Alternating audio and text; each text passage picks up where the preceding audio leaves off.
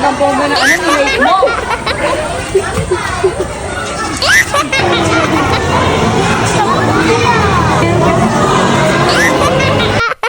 Hello mga mami, saktong 7 o'clock na nga nito, kaya naman nagmamadali na nga talaga ako, pero itong si Kyle ay pa-chill-chill pa dito, juice ko po. Siya na nga nagsuot ng sapatos niya, pero nababagalan talaga ako sa kanya, kaya naman sabi ko nga sa kanya, ako na magsisintas. Madalas gusto niya na kasi na siya na lang talaga mag-isa mag-asikaso sa kanya. Ayan naman niya, pero medyo mabagal nga lang talaga. Ba't na nga lang din agad ako dito at nagbihes ka agad? Ano ba naman kasi, papanoorin ko nga talagang rumampa mamaya si Iya. Kaya naman sabi ko nga kay Kyle, intayin niya na nga lang talaga ako dito. Buti na nga lang ay pumayag itong si Kyle kahit medyo malilate siya, mga ilang minutes lang naman. Yung pants at shirt nga dito ni Kyle ay pinunasan ko ng wipes. Paano ba naman kasi nalagyan ko nga ng polvo, kakamadali ko talaga, juice ko po. Nagdala na din pala ako ng tinapay dito para in case na magutom ako, meron na lang akong kakainin at hindi na ako bibili pa sa labas. Ang tawa nga si Kyle dito, mukha daw akong bruha, juice ko po. Ano ba naman kasi hindi pa din talaga ako nagsusuklay niyan? Sabi ko naman sa inyo, isang pusod lang yan at madalas ayoko talagang nagsusuklay. Ihahatid nga lang pala kami ng daddy niya at hindi ko na dinala itong e-bike. Kasama nga dito si mama dahil pupunta nga sila ng daddy ni Kyle sa may palengke. Sakto naman ang punta namin dito, 7:20 na nga talaga. 20 minutes na ang late si Kyle dito, pero tingnan nyo naman, pangiti-ngiti lang talaga yan. Si Ella naman, nag-i-start na nga silang mag-parade, pero ngayon pa nga lang siya maaayusan ni Ate Noemi. Masok pa kasi kaninang umaga yan, sabi nga ng mami niya wag na siyang pumasok, kaya eto, nauna na sila Ate Noemi at naglipit na ako ng konti. Pero iniwan ko na nga si Kuya Jamil doon para naman makita ko nga din si Iya dito. Medyo malayo na nga din pala yung mga classmates niya dito. Wala na ngang masyadong ayos yan at binihisa na nga lang talaga kaagad ni Ate Noemi. Napakaganda naman talaga nitong Miss India namin. So, medyo late upload na nga talaga to. Nababagalan ako kay Iya, kaya naman sabi ko nga sa kanya, bubuhatin ko siya at tatakbo na kami para maabutan niya nga yung mga classmates niya. Ang tuwa naman dito si Iya at naabutan niya nga talaga dito yung mga classmates niya. Tignan niyo naman, halos lahat talaga sila ay naka-costume at pinaghandaan talaga yan. Sa ibang section naman ay naka-Halloween party na nga yan. Tignan niyo naman ang cute talaga nila. Habang sila Kyle naman dito na grade 5 ay nag-e-exam nga. Wala na silang katulad ng dati na may party. Kasi nga daw ay malalaki na sila, pero nung kinahapunan naman, nag-picnic nga silang lahat kasama yung advisor nila. Iwan ko na nga din pala si Kyle doon at baka hindi pa makapag-focus sa akin habang nag-e-exam. Ayan, at sobrang excited na nga talaga ako. Syempre, lalo na yung mami ni Iya. Rumampa nga lang sila dito at pinitsura na nga din pala sila isa-isa. Nung nag-aaral ako, tanda ko wala naman kaming mga ganito. Inabangan ko na nga din pala si Iya dito. Paano ba naman kasi, kilig na kilig talaga ako sa kanya. Tapos, lumapit naman siya sa daddy niya habang nagpapakyut sa akin dito, juice ko po. Kung hindi ako nagkakamali, grade 1 hanggang grade 3 nga yung nandito. At iba't ibang section din pala sila. After nga nilang rumampa, pumunta na nga muna din sila dito at para makapag-picture silang lahat kasama yung advisor nila. Sino ba namang hindi maiinlove sa mga batang to at ang cute talaga? Bali, nagpakilala at rumampa nga din pala sila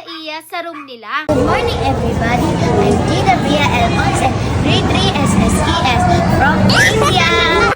Inaabangan ko nga talaga siyang lumabas dahil bawal din talaga ang parents sa loob. Lumabas naman siya, pinakita niya sa amin yung sinabi niya doon kanina sa may loob ng room nila. Kita ko nga din pala dito si Kyle at mga classmates niya. Abay, may kasama nga siya ditong dalawang girls na napakagaganda talaga. Biglang nagulat yung si Kyle nung nakita niya ako. Tapos, nag-bless na nga din pala siya dito sa Tito Jamil niya at kinis niya nga yung Mami Noemi niya dito. Inuha lang pala niya dito yung food niya. After naman kumain ni Kyle, binalikan niya nga ako dito dahil namimiss niya na nga daw ako. Kaya naman sabi ko nga sa kanya, yakapin niya ako. Tapos ayan, may kinukwento nga talaga sa akin dito at tawa nga talaga siya ng tawa. Nako, sobrang daldal nga talaga ni Tony Kyle. Walang tigil ang bibig niya at ayaw niya talagang nahihinto. Diyos ko po. Nagpaalam na nga sa akin si Kyle dito at pupunta na daw siya sa room nila at nagtatatakbo na nga. Yun lang. Thanks for watching. Bye-bye.